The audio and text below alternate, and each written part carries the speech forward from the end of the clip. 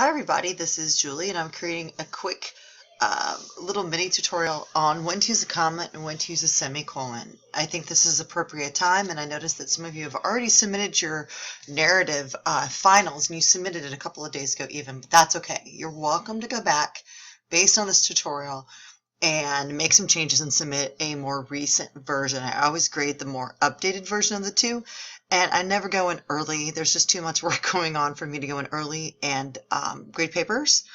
So what I'm going to do here instead is just sort of based on my conversations I've had with some of your classmates at the end of the week, I thought I'd create this little mini tutorial because you'll notice I'll leave little bits of feedback in your drafts of your compare contrast of your other paper, and I'll say pause, comma, right?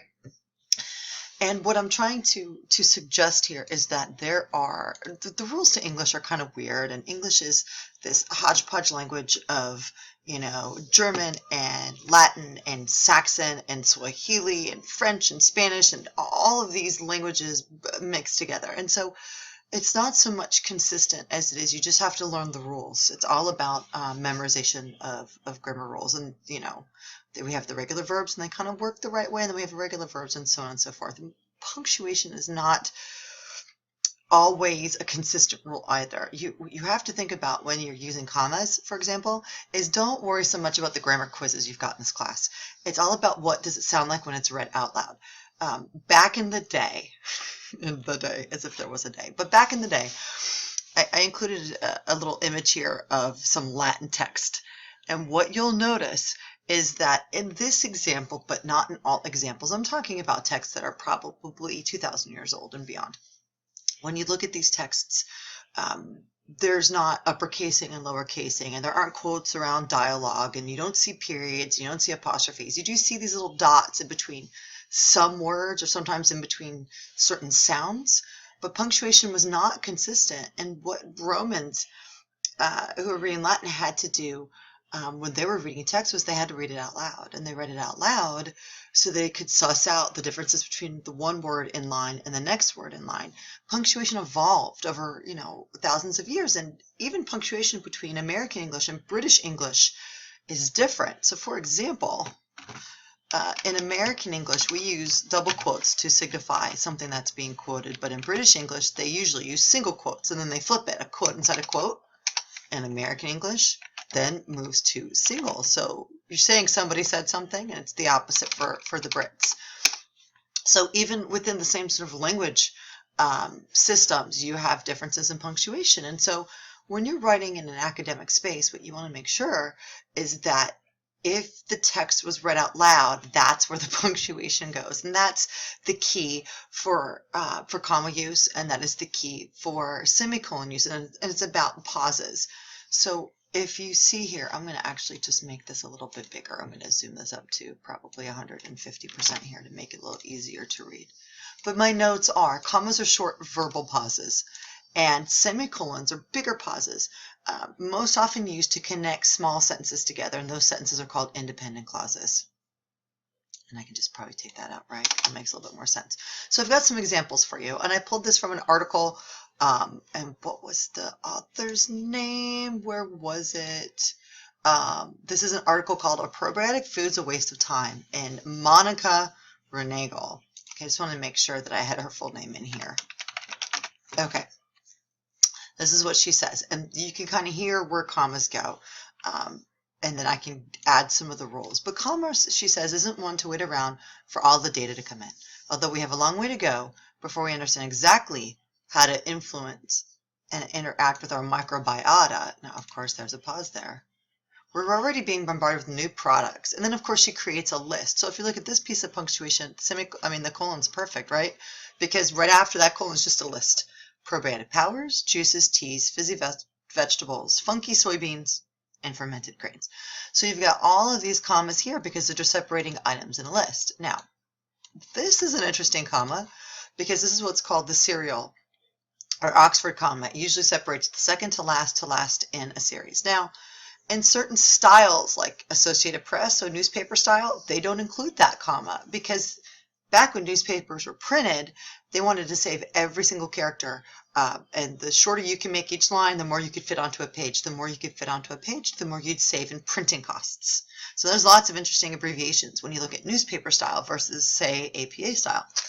But the Oxford comma is actually quite helpful, because oftentimes if you have groups of people, you have groups of things, funky soybeans and lima beans, what if that's a group of items? Probiotic powers is one group, juices is another group, teas is a third, fizzy veg is fourth, soybeans and lima beans are fifth, and then fermented grains is sixth. So what you're showing here with this comma here is that these guys are working as a unit. So commas are about verbal pauses, but they also are about making sure you're categorizing items appropriately. So short verbal pauses,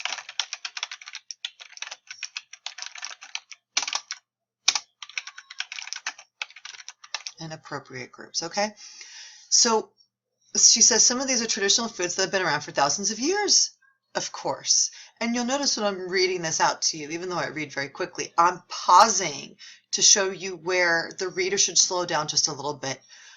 And sometimes commas are based on choice. In this place, I think it's appropriate, but you could say until a year or two ago, you wouldn't have found. This one is more selective, but it's about where the writer wants the reader to pause. There are obvious rules that go around that, and you could say, okay, so if you're separating items in a series, of course you have to have these.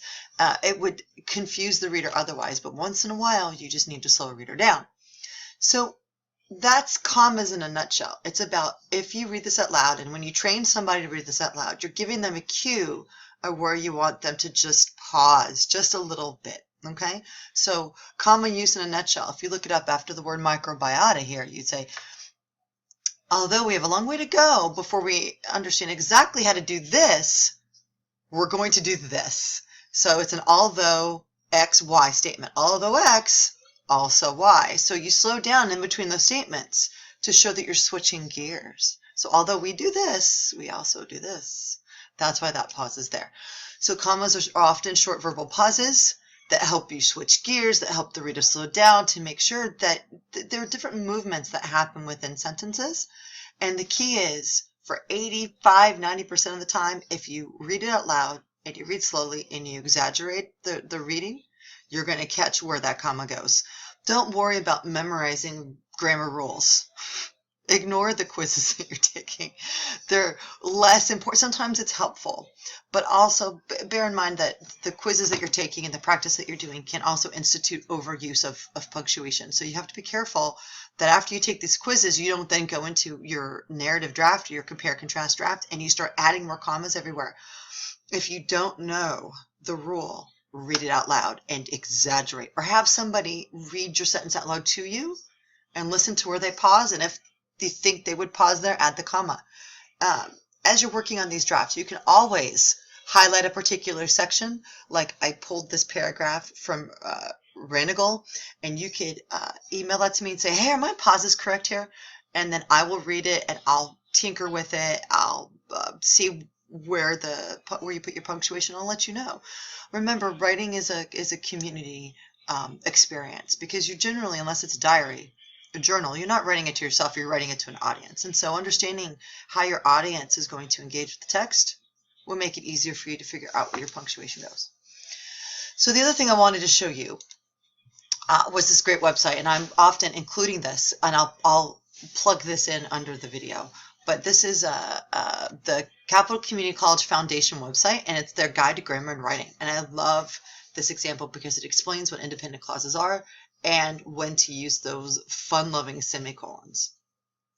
Okay, so independent clauses can be connected in a variety of ways, obviously. If you look at 1 through 4, you'll see some examples of two different sentences and the ways that we can, or we don't have to, connect them. So for example, the first one is two sentences. My grandmother refuses to go to bed early. She thinks she's going to miss out on some of the action. You've got, you've got the subject and predicate. Grandmother's the subject. Refuses is the verb. That's also the predicate. The predicate means just the action. Okay. Then the second one, she is the subject, thinks is the verb. She thinks she's going to miss out on the action. based on the content of those two sentences, you can see that there's a relationship there. All right. So look at the second one.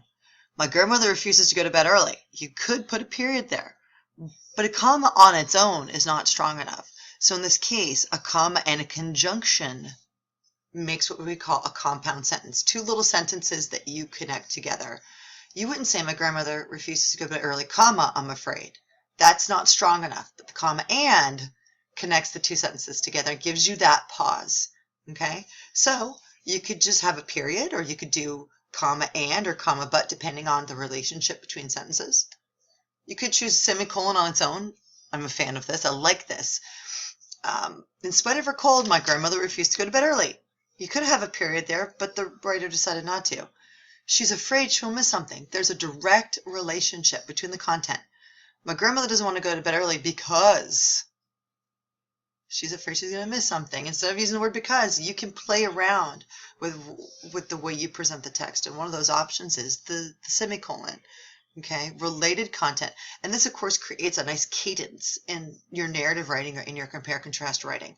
If you just constantly have short sentences, it's going to read really choppy, like you're a robot. You don't want to read like a robot. Sometimes you want to connect these related ideas together for a little bit of longer sentence. So you have, it's almost like writing sonnet, writing poetry, where you have stressed syllables and unstressed syllables. Well, short sentences are less stressed, and then you've got the longer sentences, so you're creating a flow of on, off, and you don't have to have short sentence, long, short, long, but you can have a couple of short, then one or two long, and you can just mix it up. It will allow for variety and ease of reading for your audience. Okay. Now, once in a while, you get number 4. My grandmother has stayed up late 4 nights in a row. As a result, she can't seem to get well. So that's a conjunction or transitional expression. You're familiar with those. However, nevertheless, consequently, right? So you use a semicolon, and then you've got a little bit of that bumper. That's the transitional expression. As a result, however, otherwise, as a result, to ease us into like a rationale or a reason for what's happening. She's sick because she can't go to sleep. So anyhow, I hope that this hasn't confused the case, but there are a couple of reasons why you want to use commas. Slow your reader down. It's all about what it sounds like, okay? Or to separate items in a series. And then semicolons connect small independent clauses together. After you watch this video, I hope if you have any questions, you let me know. And I look forward to working with you and seeing your final narrative papers today.